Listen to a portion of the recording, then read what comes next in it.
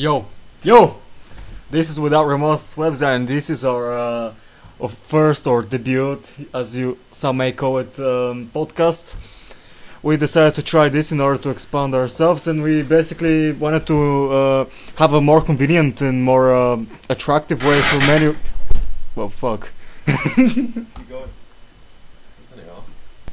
Right, as I was saying, we wanted to have an audio podcast instead of just reviews and interviews on the blog, where we could be able to talk to you about basically everything that's still going around. We can still talk about our reviews and interviews, but we can talk about a lot more. I mean, Without Remorse is really expanding this year. 2013 it has been a great year for us so far, and we're really trying to push all the kind of different crazy ideas forward and see what's gonna come up. So thank you for listening right now. And we forgot to introduce ourselves. Actually, I am DzV or DzV, as you read on some of our articles, and next to me is OhJayKay. Say hi, my brother. Hello, OhJayKay, Ollie. Right, so this is us. This is the Without Remorse team that's always brought to you the best articles, or in the underground world anyway, or we try to. And thank you for supporting us. Like, basically what we've done so far, for those of you who don't really know what we do, is we basically always try to push the underground promotion and support forward. We both of us really enjoy underground bands, and or the bands that won't really gonna make it ever, like they won't become big. Because because we basically support unpopular music, because that's what we've loved since we were kids, since we were growing up. That's what we grow up with, like metal, and well, not really me. OhJayKay has grown up with metal, ain't that right? It is, yeah. Yeah. Slayer, yeah, Slayer. all the old school bands. It's like being on stage having a microphone turned on. Yeah. Your mind goes blank. Well, your mind goes blank. Yeah. I'm trying to keep this thing going. Anyway, this is how it all started. But for me, really, I'm originally from Bulgaria, for those of you who don't know, and I came in England about 6 years ago. And only in high school then I was really introduced to rock and metal. I had listened to some in Bulgaria before, but I really liked what it was heard. And then I really went to the extreme underground side of it, which is what most of my work on Without Remorse is about currently as well, which you probably know if you're following the blog. Another thing that we're trying to expand is our label, which will be called 2318, which it's called 2318. 2318. There we go. The man himself said it. He's the big man behind it, OhJayKay. He's the driving force of it, and it was his idea. We're putting out the new Evisorax. Yeah, the new Evisorax is coming out. Actually, we're putting out a version of it. Yeah. Bones Brigade are doing the main thing, so buy it off them first. Yeah, Bones Brigade are doing the main thing. We're doing the cassette, which will be limited to 100, right? Yeah, something like that. Yeah, something like 100 copies, and it will be that. Like we're looking at like probably early November. Does that sound right? Yeah, that's about right. Yeah, I'd say. Yeah. Yeah. Let's just say November for sure. Like, it could be out late October, but it will definitely be out in November, or it should be anyway, if everything goes smooth. We've had a small setback on it, but we're working on that right now, and hopefully everything will be alright.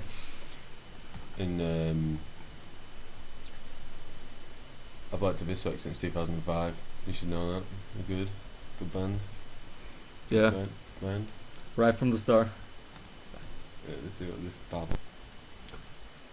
I want to talk about Slugdge, or Slugdge, because it's the best band in the history of audio recording or sound. Ears. It's the best band since Ears.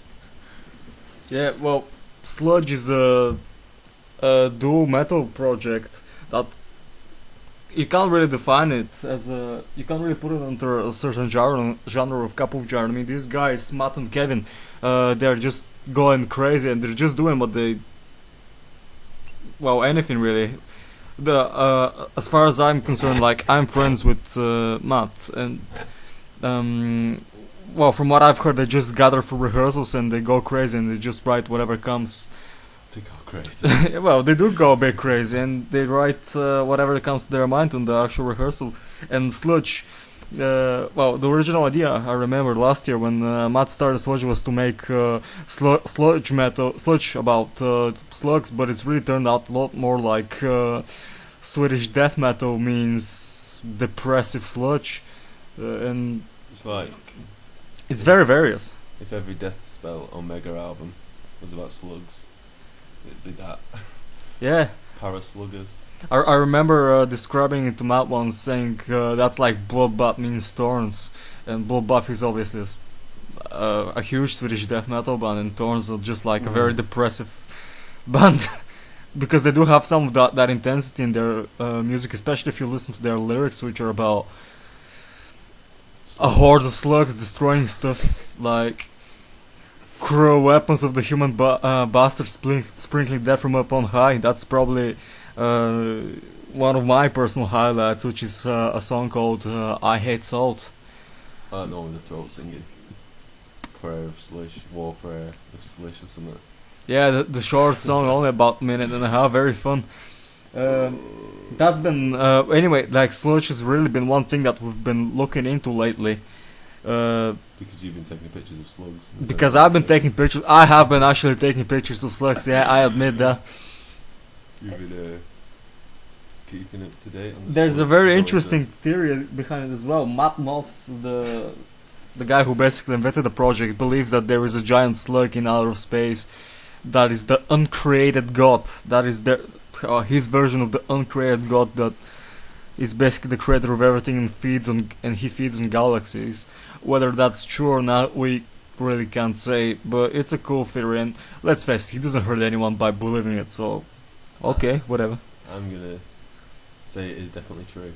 He is definitely the slug father or whatever it's called, eating stars. Well, we can't prove that it isn't, so it could be. Yeah, Yeah. no, it's definitely true. It is fact. Yeah. There's giant slugs in space. Oh, wow. You heard it first and without Remorse Webzine. No, is it? Right, so other stuff that I've been personally listening to lately is this project who started as a one project in Toronto, Ontario, Canada, and then moved into Germany and became a duo. It's called Nadja, and it's basically a very various mix between doom metal, drone, sludge, and Sludge or slug? sludge and avant-garde, and it's and they personally the duo prefers the term dream sludge, and it's very well. It's what they say, and it's a very interesting project. It's something that's I've found personally inspiring because it really opens the door to what this alternative and rather repetitive music can be, and it's very noisy as well. They are very influenced by noise music. And it really reminds me of Sun all gone even more wrong than they've already have. Yeah, sort of, yeah. Yeah. It's kind of like you probably wouldn't want to listen to it in a million years until you've listened to everything else. And when you're completely bored of everything else and you want to listen to avant-garde, ambient, drone, sludge, then you'll listen to it. It's a very good project, and the guys and the duo is keeping very busy. Aiden, the guy, Big Aiden, yeah, who started it, said that he really has a lot of music in his head. When we interviewed him 2 months ago, roughly, and he keeps creating loads of albums. I mean, they've only been active since 2003, so it's been 10 years, and they've got over 25 releases. I think they're making I don't think they've skipped a year. That there is 2 or 3 releases every year so far, which is very impressive. Most people wouldn't be able to do that, and he really keeps going and he keeps releasing music, which is honorable to say the least. So well done, Aiden, and we will be looking into your future stuff for sure. Another thing that me and OhJay have really been listening to, and something that we're working on right now is we're working with a band called Rosetta, who are from we don't really know where they're currently from, because the internet, because some sources in the internet say Canada, other sources say USA, Pennsylvania. Maybe some are from Canada originally. They moved to Pennsylvania. Yeah, maybe. So we are currently waiting on an interview from them, and we will get that mystery solved. Watch them at Damnation Festival. They play like post-rock, hardcore, hipster guitar music for guys like me who are bored of everything. Yeah, they do have like a small European tour in England and France in a couple of months' time. I think it starts on 30th of October and then for the first days of November it goes for both France and England. They will be coming in Manchester, and they will be playing on the Damnation Festival, which is one of the biggest underground festivals for really uncommercial bands in the United Kingdom. The lineup always sucks. There's always like 95 bands that you don't want to watch, and like 4 that are worth watching. But then again, there's always something good. Let's argue on it. Right, the Damnation Festival has really been an interesting festival. I've been on it 3 times already, and one thing I've really noticed that every year there seems to have like an old British heavy metal or punk band on it, like in Godflesh, when they're playing. For example, yeah, I mean in 2010 it was Sabbath, which are the English thrash titans going from the mid 80s. A project that I've found quite inspiring actually for some of my personal work. In 2011 they had Demons on their Terrorizer stage, the extreme stage, so to speak. Godflesh were there as well on the main stage, and you didn't watch them? I didn't watch them. I watched Doom because they were at the same time, and I am known to be a Doom listener. Like it's not that it's not that I don't like Godflesh. I just listen to Doom a lot more, and I have been listening to Doom a lot before Godflesh. So I had to really pick, and I decided to go for Doom. You also slept through the Dillinger Escape Plan. I did sleep through the Dillinger Escape Plan in 2010. Why do you make me say this? It's funny to know, because who sleeps through the Dillinger Escape Plan concert? I do. Who sleeps through the Dillinger Escape Plan when you've got Greg Puciato strangling people? Well, You slept through it. I did sleep through. I was up for like 2 tracks, and then I passed out on the couch about On a couch?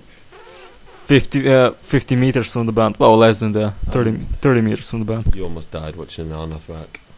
Well, that was a very intense gig. Anaal Nathrakh played like an hour before Dillinger, and the crowd was really intense. It was intense atmosphere, and I wasn't really prepared for that gig. I was very tired because I had stayed up all night. I was on a birthday party the night before. And to be fair, I had been drinking. To be fair, not being from England, you didn't know how far away Leeds was. I didn't know how far away Leeds was. And that was really my first time on the Damnation Festival, so I didn't know what to expect. I definitely wasn't prepared for it. The next time around, though, in 2011, when Doom played, I was crowd surfing, and then in 2012 when Big Destroyer came to play, there was a giant circle pit halfway through, and I jumped into it. I was much more prepared for the second 2 times. I knew what to expect out of it, and it was. You were a lot less afraid of big bald guys with blood on their faces. Yeah, I did. Yeah, because on the Anaal Nathrakh gig, a guy smashed his head into the barrier next to us and got his head split open. But you did punch someone, to be fair. I did punch a guy. Yeah, there was a. If you know the band Axis of Light, Stan punched you. Stan punched the guy who makes the music in that black metal band. So. Axis of Light, a pretty cool project. We've had articles about them as well, by the way. Axis of Light are cool. I didn't hit him. Right. Oh. You punching rock stars. Yeah, like they're rock stars. Axis of Light though, good band. Consuming the Hands of the Fire, something. Listen to that, and listen to the split they did on the Mordgrim and something else. Sven Occult, I don't know. Yeah, Sin Occult or Sun Occult, something like that.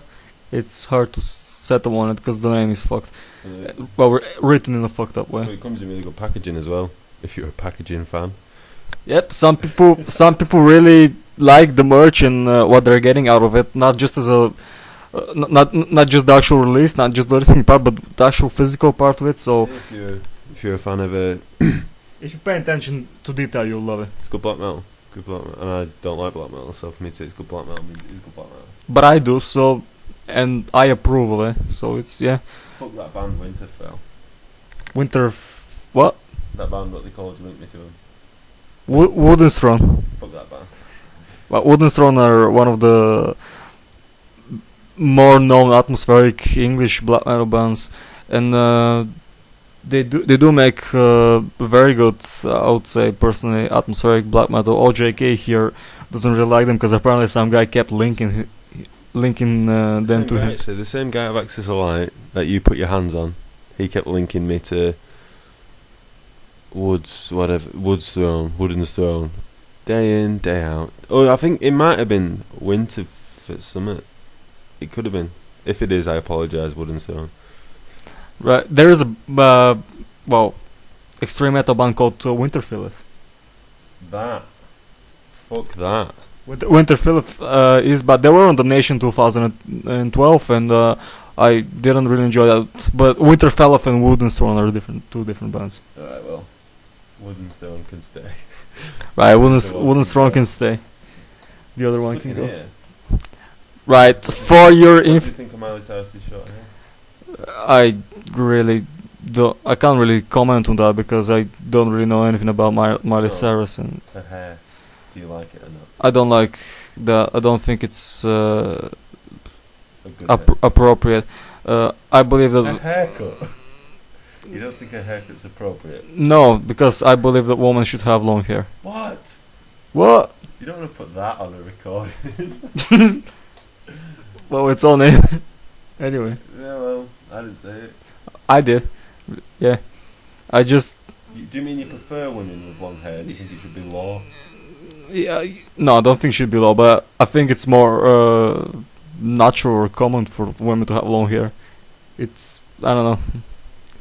I'm not saying that women can't have short hair and shouldn't have short hair. I'd say that my personal preference is women with long hair, because I find that more suiting personally. Anyway, for your information, when we were on the Anaal Nathrakh gig, the Axe of Light guy bumped into me, so I punched him once in the back. Just that I've not beaten the shit out of him. Don't worry. He's a cool guy. He's a nice guy. Yeah, he's a nice guy. I don't think I've spoken to him since, but if I do, like, it'll be good things. Like that was just a one-time thing. Nah, I deleted his Facebook and everything. He went off the map. No. Well. Oh, he deleted me and blocked me. One or the other. Well. So much for Access of Light then. No, good band. I don't care. Good band, but so much for talking to them on Facebook or whatever. If you're listening, bruh, why'd you never send the interview questions back? I even edit them for you. I don't care really. Well, that's done. Stan wants to say thank you for listening. I don't really mind if you listen or not. There'll be more of these. Yeah, we will try hopefully to improve our podcast and make more. And look out for guest appearances from JCP, C-Diz, maybe even Jack Higgins. Jack Higgins, yeah. Thank you for tuning to this channel, and see you soon again. Girls, keep your hair short. Fuck Stan. Keep it real and keep it heavy. See you next time.